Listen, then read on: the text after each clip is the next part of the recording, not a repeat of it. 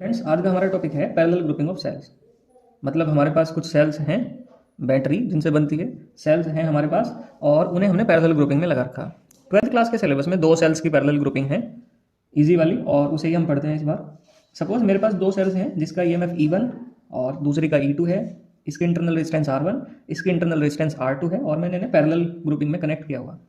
और इन दोनों का नेट ईएमएफ है ई नेट, और इन दोनों की नेट रेजिस्टेंस है, इंटरनल रेजिस्टेंस मतलब वो है आर नेट।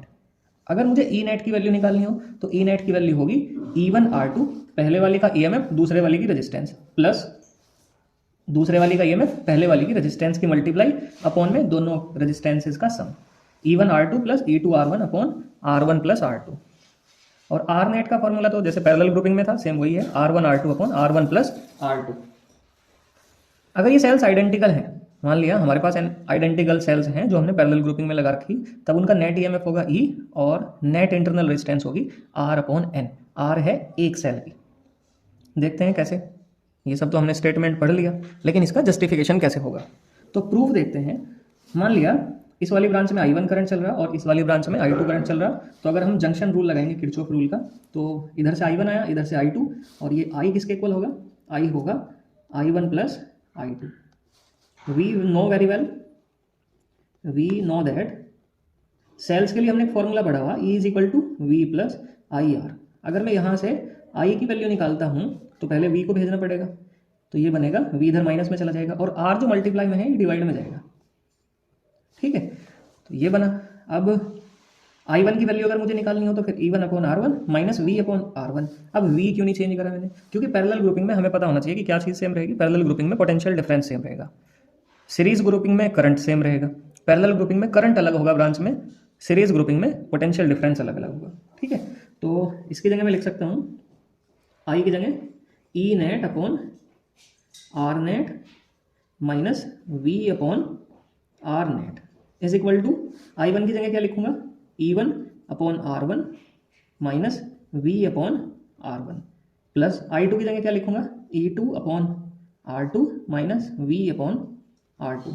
इधर से V इन दोनों में कॉमन होगा, इन दोनों में क्या कॉमन है? V, तो इन दोनों को एक साथ लिख लिया, तो E1 upon R1 plus E2 upon R2 minus इन दोनों में से V कॉमन है, बचा क्या? 1 upon R1 plus 1 upon R2। और इधर क्या है? इधर है E net upon R net minus V upon R net. ठीक है, अगर मैं इन दोनों साइड को कंपेयर करूं तो इधर v का कोफिशिएंट है 1 अपॉन आर नेट, और इधर v का कोफिशिएंट है 1 upon R1 plus 1 upon R2। तो मतलब 1 अपॉन आर नेट किसके इक्वल हुआ? ये हुआ 1 upon R1 plus 1 upon R2। अगर मैं एलसीएम लूंगा तो ये बन जाएगा R1 plus R2 upon R1 R2। मतलब क्या हुआ? मतलब ये हुआ कि आर नेट की वैल्यू तो आ गई मेरे पास R1 R2, रेसिप्रोकल कर दिया इसका भी और इसका भी, R1 R2 upon R1 plus R2। ये तो आ गई मेरे पास आर नेट की वैल्यू जो मैंने ऑलरेडी लिखी हुई थी, लेकिन ये है प्रूव करना।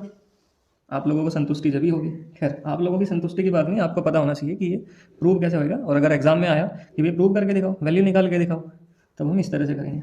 इसी तरह से ये वाली जो टर्म होगी ये इसके इक्वल होगी, तो E net upon R net is equal to, मैंने यहाँ एलसीएम ले लिया तो ये बन गया E1, R2 इधर मल्टीप्लाई में चला जाएगा, प्लस है बीच में E2 की मल्टीप्लाई में कौन जाएगा? R1 अपॉन में क्या आएगा? R1 R2। तो ई नेट निकालना हो तो ये आर नेट जो डिवाइड में है, डिवाइड से इधर किस में जाएगा? मल्टीप्लाई में जाएगा, तो E1 R2 plus E2 R1 upon R1 R2, और जब ये मल्टीप्लाई में जाएगा उसकी वैल्यू है R1 R2 upon R1 plus R2। तो आप देख रहे हैं तो कैंसिल आउट ही हो गया, तो बचा क्या?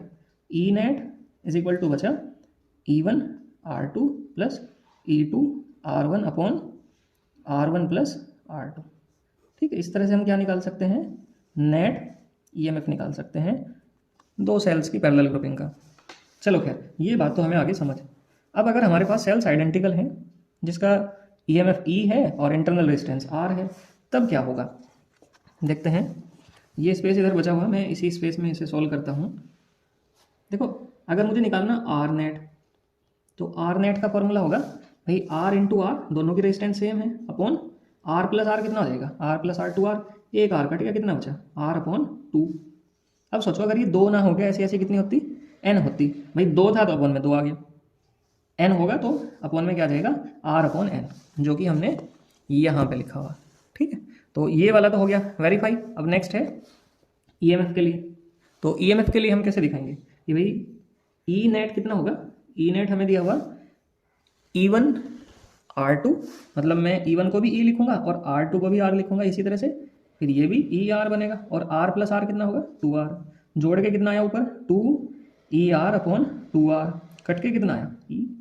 इसका मतलब पैरेलल ग्रुपिंग में अगर आपने आइडेंटिकल सेल्स यूज की हुई हैं, अब चाहे आपने कितनी भी यूज करी, भाई 2 थी तब भी EMF E आया, 4 रखोगे तब भी EMF E ही आएगा, अगर n रखोगे तब भी EMF कितना आएगा, E ही आएगा। ठीक है, तो इस वजह से लिखा हुआ कि नेट EMF कितना होगा, वो भी E होगा, और इंटरनल रेजिस्टेंस कितनी होगी, वो होगी R अपॉन N। ठीक है, ये पैरेलल ग्रुपिंग का कॉन्सेप्ट था। इसकी फ्रीक्वेंसी सीरीज वाले कॉम्बिनेशन से ज़्यादा रहा करती है। नेक्स्ट है हमारे पास मिक्स्ड ग्रुपिंग ऑफ सेल्स। मान लिया मेरे पास कुछ सेल्स हैं जो सब आइडेंटिकल हैं, मतलब उन सब का EMF भी E है और इंटरनल रेजिस्टेंस भी सेम है, मतलब उनका EMF भी सेम है और उनका इंटरनल रेजिस्टेंस भी सेम है। सपोज उनका EMF E है और इंटरनल रेजिस्टेंस स्मॉल r है।